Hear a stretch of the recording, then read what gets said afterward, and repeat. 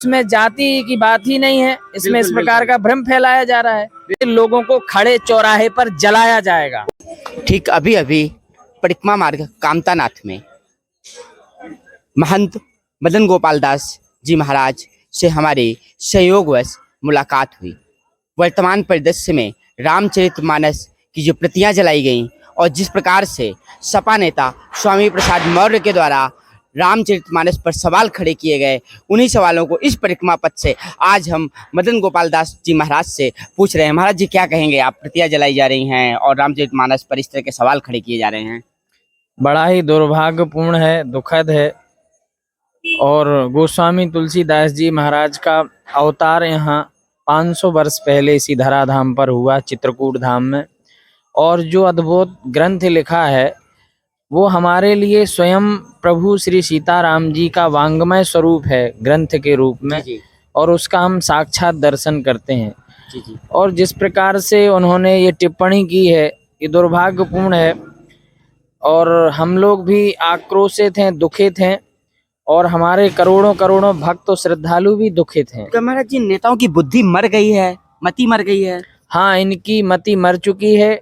इन लोगों ने जो फूट डाली है हिंदू समाज के अंदर, जो जातियों में भेद उत्पन्न किया है, और केवल वोट बटोरने के चक्कर में कि इतने परसेंट इस जाति का वोट है, इतने परसेंट ये जाति, लेकिन जाति में भेद उत्पन्न हो रामचरितमानस में ये कतई नहीं है। सारे लोगों को जोड़ करके रामचरितमानस है। राम ही केवल प्रेम प्यारा, जान ले जो जानन हारा। चाहे केवट हो, चाहे सबरी हो या गिरवासी वनवासी हो, सभी को समान रूप से भगवान राम ने अपनाया है, सब पर कृपा की है। महाराज जी, जिस जगह पे हम खड़े हैं, जो कामतानाथ का मंदिर है, यहाँ जो वर्ग आता है हिंदू समाज का, सनातन समाज का, वो तो कोई बहुत बड़ा वर्ग तो नहीं दिखता। वो वही गरीब, पिछड़े, दलित, वो सभी तो यहाँ दिखते हैं। कामतानाथ सभी को स्वीकार करते हैं। फिर स्वामी प्रसाद मौर्य को क्या नजर आ रहा है?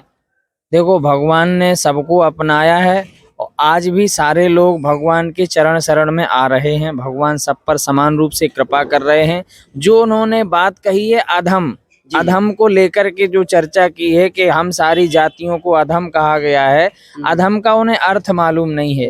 इसमें जाति से मतलब नहीं है। किसी भी जाति में कोई भी व्यक्ति अगर नीच है, पतित हो गया, नीच है, तो उसके लिए कहा गया है। कोई नीची और ऊंची जाति के लिए नहीं कहा गया है।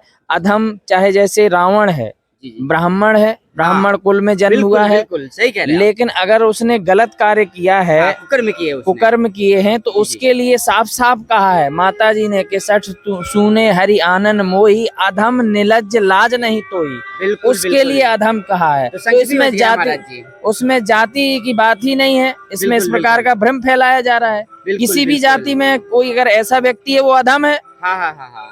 तो स्वामी प्रसाद मौर्य शंखनाद भी हो गया कामतानाथ का, और महाराज जी ने ठीक ठाक जवाब भी दे दिया है कि रावण ब्राह्मण था लेकिन अधम कहा गया। माता सीता ने कहा, और अधम उन्हीं को कहा जाता है। और जातियों पे बांटने का प्रयास मत करिए, क्योंकि कामतानाथ चित्रकूट की नगरी में वो वर्ग आता है जो गरीब है, जो पिछड़ा है, जो दलित है, सबको कामतानाथ ने स्वीकार किया है।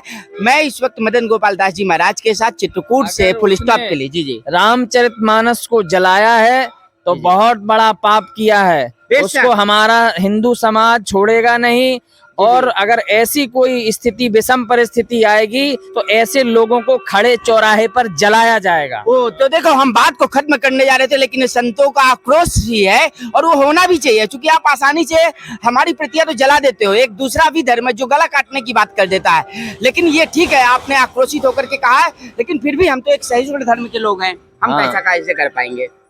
अगर वो प्रेम की परिभाषा बोलते हैं तो स्वीकार है। लेकिन इस प्रकार का विष फैला रहे हैं, समाज में फूटन विघटन फैला रहे हैं, तो ऐसे लोगों को माफ नहीं किया जाएगा। बेशक। तो बड़ी बात चित्रकूट से निकल करके आई, परिक्रमा पथ से निकल करके आई है। मदन गोपाल दास जी महाराज ने कह दिया है कि समाज में विघटन पैदा करने वाले लोगों को माफ नहीं किया जाएगा।